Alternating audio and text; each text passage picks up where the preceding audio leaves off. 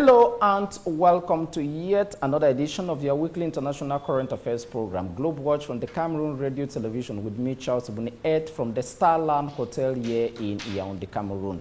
According to Encyclopedia Britannica, the world counts roughly 220 countries and principalities and dependencies, bringing one word to the forefront: leaders, and that simply means leadership. Leadership from a managerial skill can mean those managing international organizations, homes, and other forms of structures worldwide.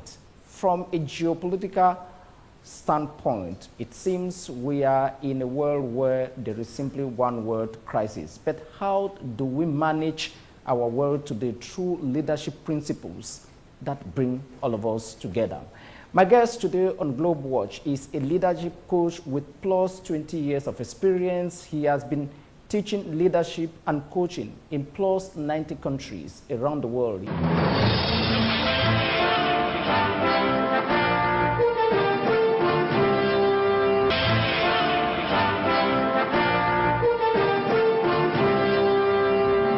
Roland Quemen, thank you very much indeed for being my guest on Globe Watch. Charles, thanks for the invitation. Wonderful opportunity for me to come and share with you a crucial topic, which is part of my passion, my profession, my vocation, my mission, my vision: leadership. Few weeks ago, we all watched the Ukrainian president at the White House with President Donald Trump and Vice President J.D. Vance.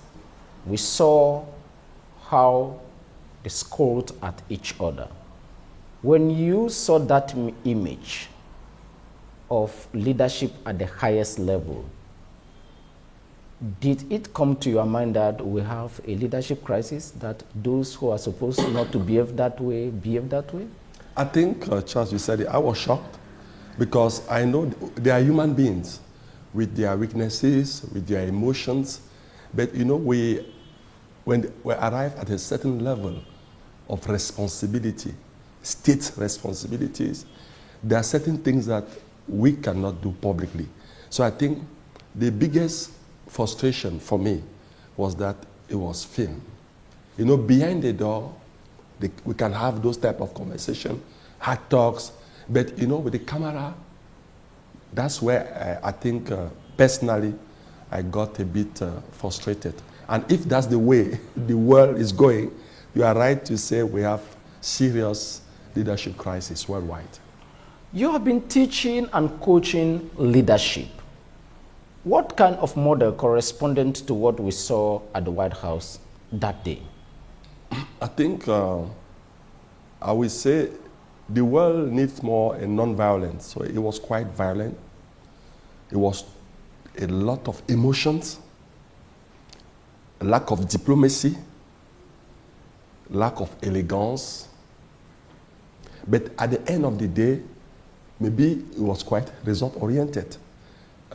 Is that the way? We can question it. But I think the ultimate goal also of leadership is impact, is result. We really hope that it can end the war, because we are at the edge of a third world war. You know, 25 years ago, when the East, you know, came down, URSS, the Berlin Wall, Soviet Union, the Western world celebrated very early. But you have a group of strategists that said, no, they have to be very careful, that the world that was coming was going to be VUCA. It means volatile. The future was quite uncertain. The geopolitics was going to be very complex, and that information was going to be also be with a lot of ambiguity, thanks to internet coming. Now, when we look at it critically, 25 years after, we can say those guys were prophets, because the current world is VUCA, and in the sub-African region, I've even put another Which view. means that people like Francis Fukuyama, the end of history, and what they were probably wrong in their analysis. Yes, they were a bit wrong. But again, I think humanity is at a crossroad. And I'm happy because our conversation today is to focus and analyze and see what is the way forward. And leadership is really the solution. But which type of leadership? That's the main question. Are we going to continue the way we have been doing things? I have doubt, because the way the world has evolved. You have now the geopolitics, the dynamics of, you can't talk about the West and the East. You have the BRICS coming, China powerful, Brazil, Turkey, and you will see China today is nowhere. China is where its interest is. So Africa also is at a crossroad. And I'm happy the last General Assembly, when there was a conversation on Ukraine, you saw many African countries, they did not vote, and some even vote for Russia. This was in the first time in the history of humanity where African countries go in the General Assembly of United Nations and really necessarily not supporting their traditional patterns. You said a while ago that what kind of leadership should we have? When you look at things today, people seem to be okay with a kind of transactional leadership, that business-oriented leadership, like President Trump, like Boris Johnson, like the Prime Minister of Hungary. But others say that we should have a kind of transformative leadership, a kind of classical administration that respects what they may call public etiquette. You who has been a leadership coach, can you unpack that for our audience to understand? What is best for our communities? Thank you, Charles. In this school of thought, you have three types. Let me, for the purpose of educating our viewers, you have the transactional. That is very result-oriented. It has one weakness. It's very short-term. You have the situational. Ephemeral. Yes, ephemeral. You have the situational leadership that will advise the leaders and the stakeholders to adapt in the situation. It is good, but it has one weakness. In an environment where there is a challenge of values, situational become very dangerous because you might follow the trend and adapt negatively. Now you have the transformational. That is the school of thought for the past 15 years that go ahead and personally I promote. The transformational is hybrid. It's between the transactional and the situational. But it has one thing so powerful, because here the leader will come out with a strong vision. Number two, he will be very inspirational. He has a lot of strength in terms of motivating the team, but he has positive influence. And last but not the least, he serves. It's more a servanthood leadership, not selfish, not ego. Not a self to leader. No, not a self. You don't say you are not leader for yourself. You are a leader because you want to serve the people. Mandela is more a transformational. He is remembered for first the resilience, but second, the forgiveness. You will take Luther King. Dr. King was also a transformational, a dreamer, a big dreamer. But at that time, and I think even today, sometimes we need to dream, because everything starts with a dream. If you take other leaders, Mother Teresa, Pope John Paul II. Pope John Paul II was also a transformational, very charismatic leader, very close to the people, proximity, not part of vulgarity, but very close to Muhammad Gandhi also, very inspirational, non-violent. So those are role models that history can copy and learn from them. But now, the world for me need more transformational leaders.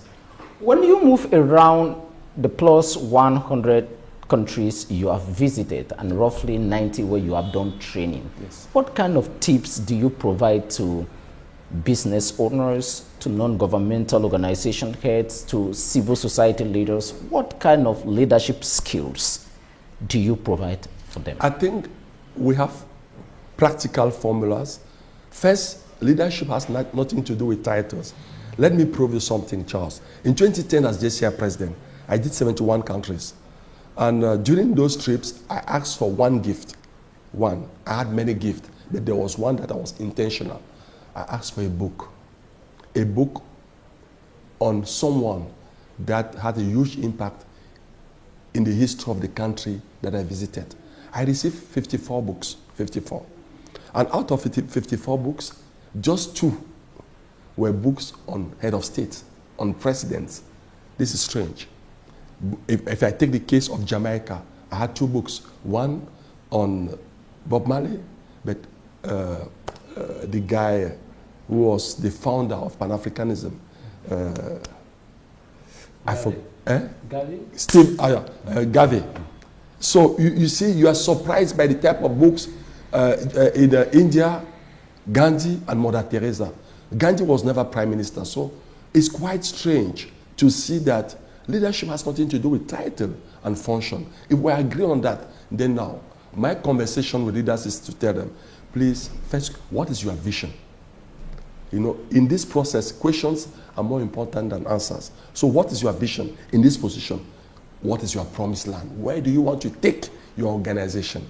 You need to answer. Number 2 is integrity. Integrity.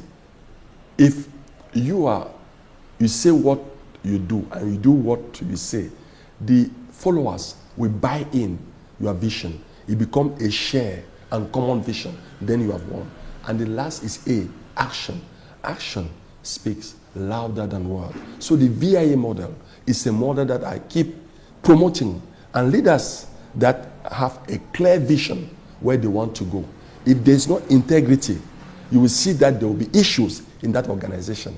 Leaders that are maybe high integrity, but there's no promised land, people don't know where we are going, there will be confusion. Practice what you say, yes, and practice what you do. You do. So those are the tips. It's very practical. But so that there should be no irony or contradiction between your words and actions. And your action. Because does that explain why religious movements stay for long? Because when Jesus says that as a servant of God, I prefer that you shouldn't be married because you have more time for God and whatsoever, because he himself was not married. Yes. But it doesn't say that you should never be married at all. He didn't say it. And it's just an advice. You open a door to Christ. Jesus Christ, for me, is an amazing model.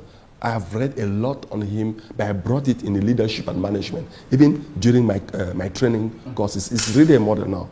You see the 3 H of Christ. This is a guy who says he's God, if you read the Bible, but who came as a human and came for human being.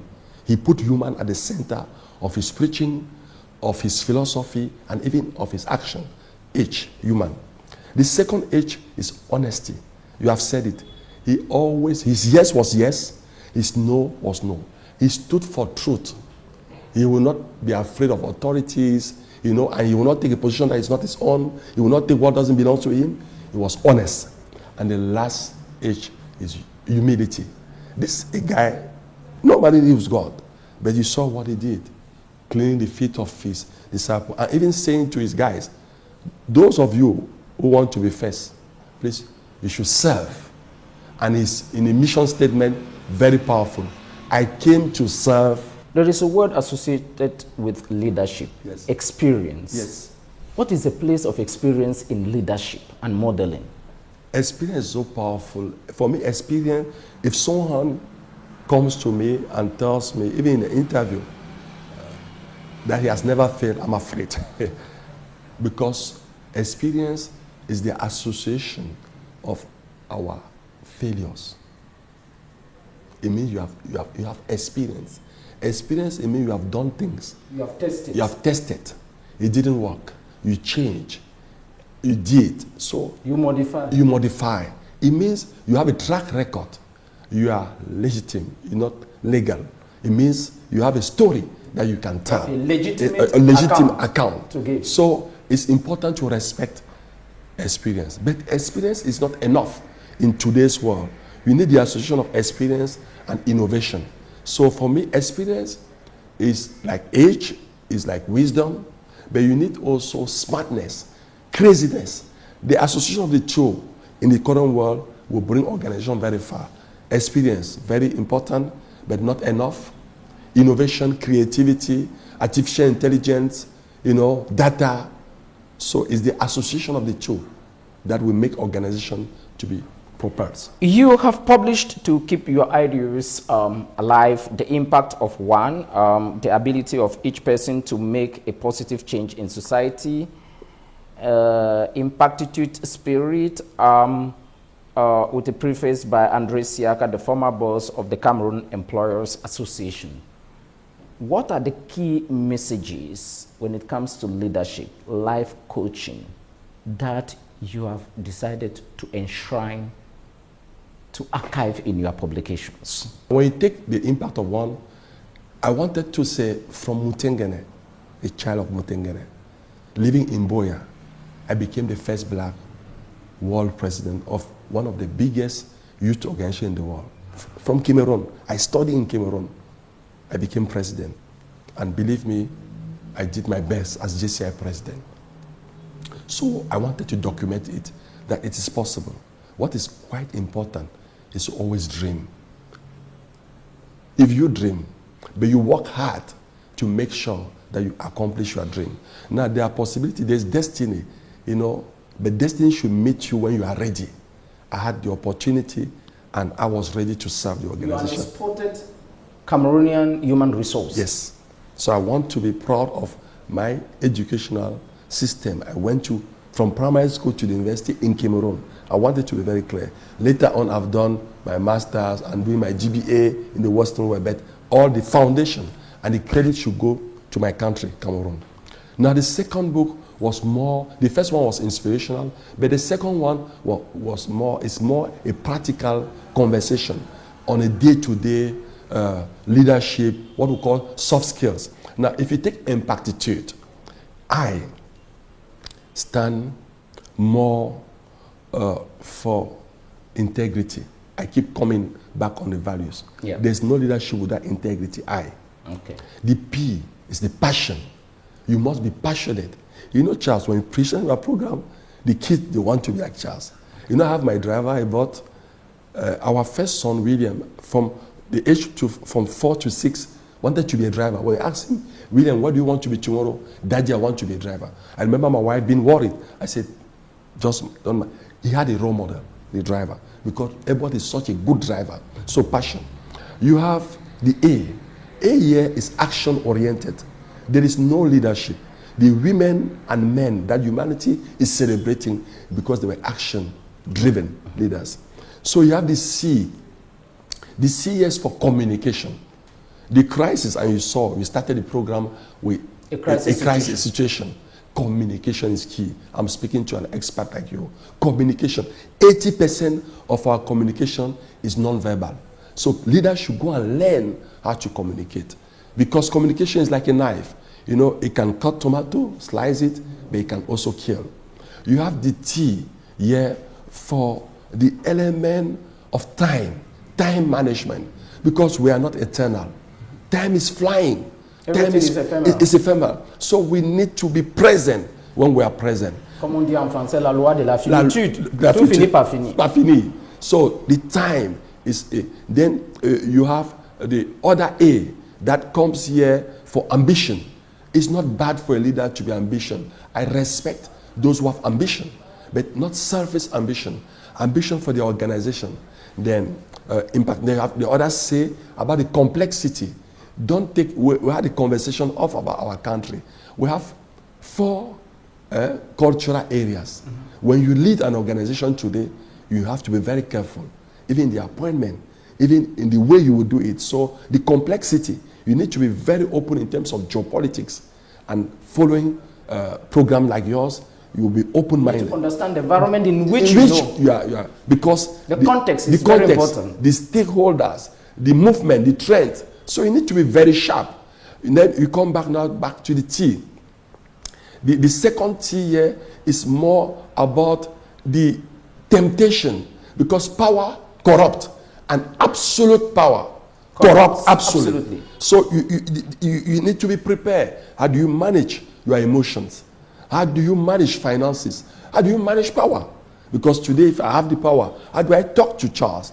Do I stop respecting Charles? How do I talk to the team? Do I respect them when I came in? Do I greet them? Or I don't care about them? Because power, we need to be prepared. If not, the temptation is horrible. Arrogance is terrible. Arrogance is for me, is one of the weaknesses of more and more in our current society. Okay. People are not humble. Okay. So I try to put all that, and I finish with experience, and pursuit of the E. The last one is experience. It's good to do your class. You just can't come here, pop, and editor-in-chief. It's very dangerous. You start here, journalist, you go. It's the same with army. I think in the society, we need to follow the ladder, the seasons. And experience for me is something that we should respect. Although experience alone, I said in the beginning of our program, is not enough. We need experience and innovation. You have created so many organizations where you do seminars, teachings to imbibe knowledge on people, and one of them is Go Ahead Africa. Yes. How many people have you impacted over this time that you have been training? Thank you. In watch formats. Wonderful opportunity to do like our Bilan. The organization is 15 years. We created Go Ahead 15 years. On May 22nd, we are celebrating our 15 years. We have trained, in our data, more than 50,000 managers, 50,000 worldwide. We have trained more than 50,000. Now, 2 years after creating Go Ahead, we started our foundation. Because for me, CSR is quite crucial. When you have been blessed. CSR meaning? Corporate social responsibility. Okay. When you are blessed, you must be a blessing to others. It means paying back to the community. You reason like Tony Elumelu in Nigeria? We have been doing that. Yes, Tony, we have been doing that. We created our foundation, what I call the Pan-African Leadership and Entrepreneurship Foundation, in 2012. And every year, I have 100 young people that spend 1 week with me, lodge, dress, and train for free. It's our own way. And then we have also Nyangodo Impact, which is a women empowerment initiative. So we have been, beside Go Ahead Africa, which is a corporate world, we have been supporting the community. Today we have Leadership Academy in 10 African countries, totally free of charge, because I strongly believe that God has blessed me to go through what I went through. So it's my responsibility, it's my duty to pay back. And I'm asking all the feedback on some of them, what they have become, what they are doing in their communities. Today, I'm impressed by what they are doing. Most of them are more in social entrepreneurship. Some are in the corporate world. But again, I'm so proud of what we are doing. During these 15 years, we are going to celebrate them. I might come back to the program so that we really explain. Our doors are open. Thank you, Charles. Our doors are open. That they even have a testimony. So if we take the youth, only the youth, all over Africa, there are already like 10,000 young people in Mali, Côte d'Ivoire, Togo, Cameroon, Nigeria. So we have an academy, and it's important for Africans to know that it's our responsibility to build the next generation. We should stop accusing. I wrote in my book, the ABC syndrome. Stop accusing others why you are not performing, why you are not achieving your goal. Stop blaming others why things are not working, and stop complaining. If you kill the A, B, C syndrome in the way, your philosophy of life, you will see that despite the challenges, the show must go on. What are your best leadership quotes? Okay. Before I have a strong role model who is my mother. I don't know, she did not go to school, but very intelligent, very smart. The one quote that I keep writing every day, she told us, she had 10 kids, that among all the virtues, the mother of all the virtues is gratitude.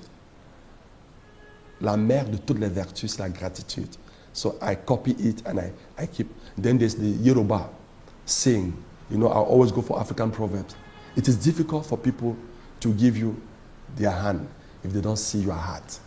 So as leaders, we should lead ourselves with our head, but if we want to lead people, we should lead with the heart. Finally, if you look at the geopolitics of the world today, whether you take it from the Palestinian-Israeli crisis, whether you take it from the crisis in the Democratic Republic of Congo, these are countries you have been to, whether you take it from the side of Russia, Ukraine, whether you see it from the lens of Putin, of Zelensky, of Macron, of Tshisekedi, or the Kagame, what kind of advice will you give to the frontline leaders of today to keep us safe from what happened in 1914 and 1939? the Second World War. The First World War and the Second World War. Thank you very much, Charles. I think the first recommendation, I will tell them, let us discuss and let us identify what unites us. Dialogue. Dialogue. And it will be inclusion. dialogue and inclusion. There is no problem without a solution. There is no problem without a solution. Now, where the challenges are is our ego and also the mindset. If, Charles, I look at you and I hate you, I will never see the goodness in you. But if I look at you and I try to be positive, there are many things. We need leaders that will come and more mediation, dialogue, we identify some common ground, because there will be frustrations, there will be misunderstanding, but communication is key. And when I talk about communication, the first element of communication, listening. You know, when you ask me in my profession, coaching, when you ask me a question, I don't answer immediately. I listen to understand. I don't listen to answer. If I listen to answer, I'm biased. So that's why the Almighty gave us one mouth and two ears. It's more difficult, Charles, to listen than to speak. So I'll advise the world leaders to start listening. And if we listen to ourselves, to even spend a day without talking, they put them in a room, don't talk, just sit quiet. The spiritual aspect of leadership should come strongly. And I believe that God created us at His image. You know, there are possibilities for the world to go to the right direction. But if leaders put what I call the roles, and I want to conclude, if you permit me, with the 5 fingers of our hands. The first role of the leader is to show the right direction, vision. The second one, management, and the created access of all organizations, human resources. If we know how to manage the human resources, we will have solved 80% of the crisis in the world. The third one is we should educate our population. Fourth, we should be coaches.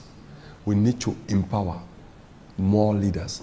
Leaders that are great do not celebrate followers. They build other leaders. And last but not the least, we should be ambassadors of peace worldwide. Ambassador of our organization, of our countries, of humanity. If we use it, so visionary, management, educator, coaches, and ambassadorship, then the world will be a better place to live. And with that, we conclude the interview. Life coach and leadership coach, Roland Kwemen, thank you very much indeed for being guest on our program. Thank you, Charles. Thank you very much for coming right away from Douala this morning. Thank you, Charles. You're welcome.